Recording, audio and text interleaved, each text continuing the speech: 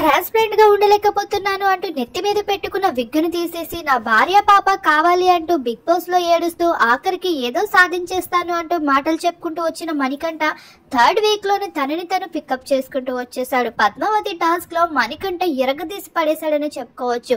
నిఖిల్ అలా ఏనుగులా చీమలా ఇసర పడేస్తూ ఉంటే మణికంఠ మాత్రం పికప్ పై ఆఖరికి ఎమోషనల్ కూడా అయిపోయాడు. అయితే తను సెంటిమెంటల్ గా ఉన్న ప్రతిసారి అమ్మాయిల దగ్గరికి వెళ్లి హగ్గులు ఎక్స్పెక్ట్ చేస్తూ వస్తున్న మణికంఠని ఏకపరుస్తూ వచ్చేసారు నాగార్జున.